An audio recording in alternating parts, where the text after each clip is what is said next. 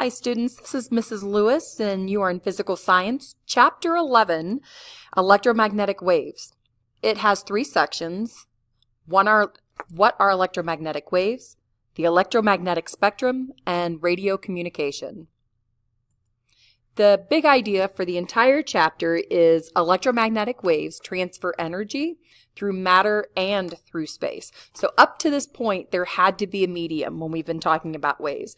There had to be a solid, a gas, a liquid. But now we're going to be talking about how waves can travel through things like space that's a vacuum where there is no matter. Your 3 main ideas for section 1, vibrating electric charges produce electromagnetic waves.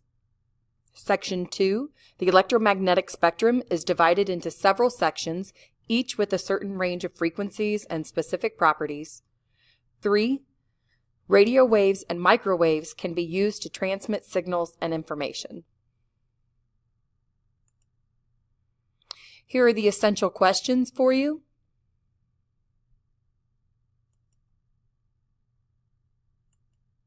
And our current and new vocabulary. I do want to let you know that now that we are used to the packet, if the packet is how you choose to do your notes and how you would like me to grade you, you will need to color the pictures from this point forward. Okay, so not only for chapter 11, but other chapters for the rest of the year. It's a little bit more work, but it'll make it easier for you to be able to study and understand what you're seeing. Also, I never know if the toner is going to be great when making copies, and this time the toner was a little bit on the light side, which means not all the drawings are that easy to see. So your grade will include whether or not it's colored. If it's not colored, I don't grade it. It will be considered incomplete. So make sure you color it, okay? So waves are produced by something that vibrates, and they carry energy from one place to another. Look at the sound wave and the water wave. Both waves are moving through matter. Electromagnetic waves are made by vibrating electric charges and can travel through space where matter is not present. Instead of transferring energy from particle to particle, electromagnetic waves travel by transferring energy between vibrating electric fields and magnetic fields. So what this basically says is from particle to particle, this is talking about in a medium, gas, solids, liquids. This is talking about a vacuum or space where there is not a medium. Electric charges are surrounded by electric fields. An electric field enables charges to exert forces on each other even when they're far apart. An electric field exists around an electric charge even if the space around it contains no matter. All magnets are surrounded by a magnetic field. This enables magnets to exert a magnetic force on each other, even when they are far apart. Magnetic fields exist around magnets, even if the space around the magnet contains no matter.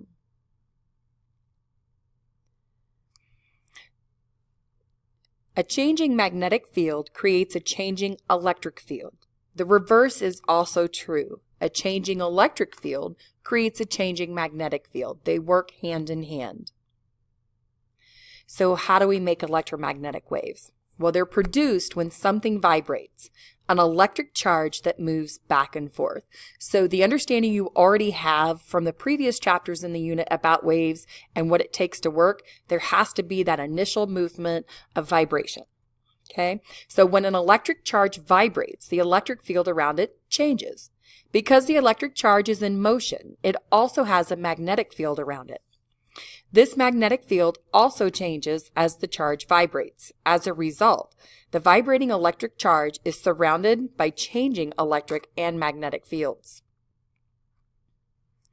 A vibrating electric charge creates an electromagnetic wave that travels outward in all directions from the charge. The wave in only one direction is shown here. Because the electric and magnetic fields vibrate at right angles to the direction the wave travels, an electromagnetic wave is a transverse wave. An electromagnetic wave travels at 300,000 kilometers per second in the vacuum of space. The speed of electromagnetic waves in space is usually called the speed of light. Prepare to attack. Prepare to attack on the count of 3. 1, 2... Late! What happened? Where are they? I don't know, sir. They must have hyperjets on that thing. And what do we got on this thing? A Cuisinart? No, sir. We'll find them, catch them. Yes, sir. Prepare ship for light speed. No. Light speed is too slow. Light speed too slow? Yes, we're going to have to go right to ludicrous speed. Ludicrous speed? Sir, we've never gone that fast before. I don't know if the ship can take it. What's the matter, Colonel Sanders? Chicken? Prepare ship! Prepare ship for ludicrous speed. So nothing travels faster than the speed of light. In matter, the speed of electromagnetic waves depends on the material they travel through. So up to this point, I've been saying, hey, solids is where waves travel the fastest, right? Because the particles on an atomic level are closer together. They're vibrating, right?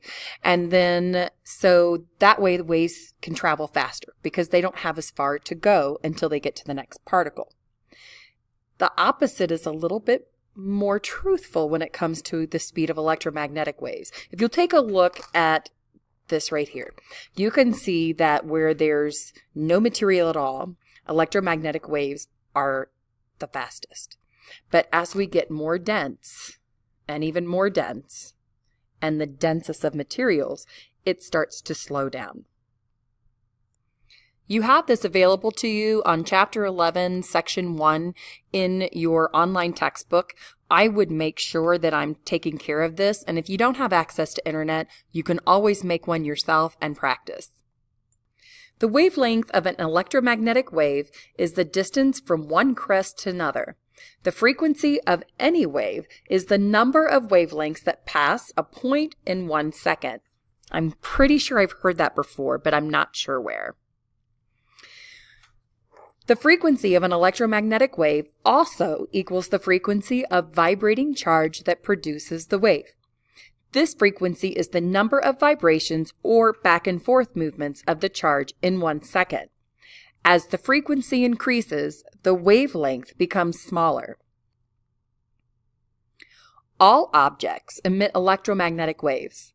The wavelengths of the emitted waves become shorter as the temperature of the material increases. As an electromagnetic wave moves, its electric and magnetic fields encounter objects. These vibrating fields can exert forces on charged particles and magnetic materials, causing them to move. So, for example, electromagnetic waves from the sun cause particles in asphalt, that's the black stuff on the road or on somebody's driveway, to vibrate and gain energy.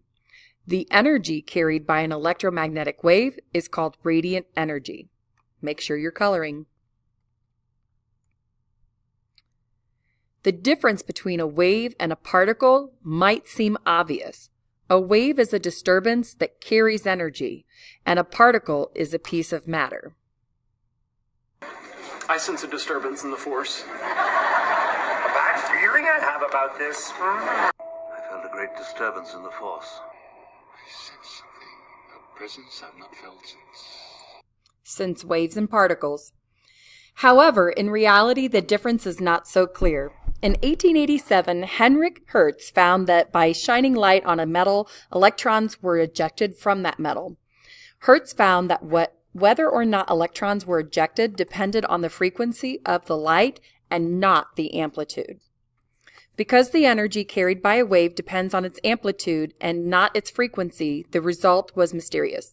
Years later, Albert Einstein provided an explanation. Electromagnetic waves can behave as a particle, called a photon, whose energy depends on the frequency of waves.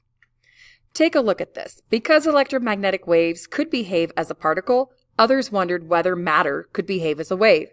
So if a beam of electrons were sprayed on 2 tiny slits, you might expect that the electrons would strike only the area behind the slits, like the spray paint. Instead, it was found that the electrons formed an interference pattern.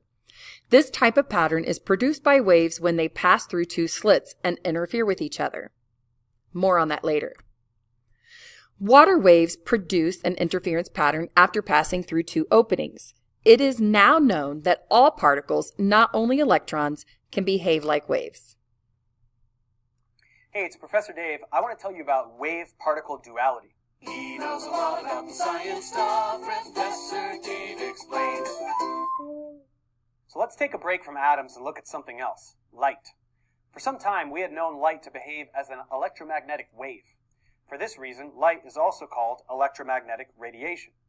Light waves have both a wavelength, the distance from tip to tip, and a frequency, the number of waves that pass by a point per unit time. They are inversely proportional, since the shorter the wave, the more of them that can go by per second, resulting in a higher frequency. The electromagnetic spectrum shows light of all the different wavelengths, from gamma rays to radio waves, including this tiny sliver in the middle, which is visible light, the light we can detect with our eyeballs. The wave theory of light was very useful for a time, but it could not explain the photoelectric effect. This was the observation that if a certain metal plate is irradiated with light, an electron is ejected, which can be detected when it interacts with a positively charged wire or plate sensor. The incongruity was that the ability of the light to eject an electron depends only on its frequency and not its intensity. So if the beam was below a certain frequency, even a very intense beam with a lot of light could not eject an electron, whereas above a certain frequency, the faintest beam possible could do it. Here we are, the granddaddy of all quantum weirdness, the infamous double slit experiment. To understand this experiment, we first need to see how particles, or little balls of matter, act. If we randomly shoot a small object, say a marble, at the screen, we see a pattern on the back wall where they went through the slit and hit. Now, if we add a second slit, we would expect to see a second band duplicated to the right.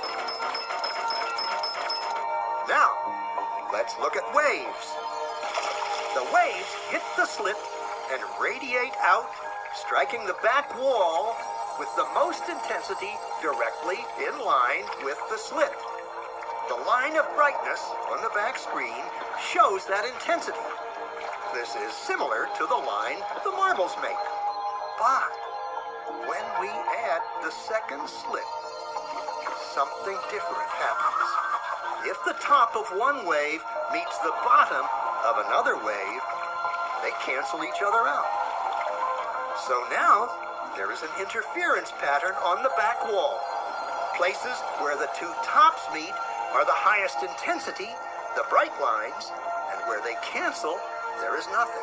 So, when we throw things, that is, matter, through two slits, we get this, two bands of hits. And with waves, we get an interference pattern of many bands. Good so far. Now, let's go quantum.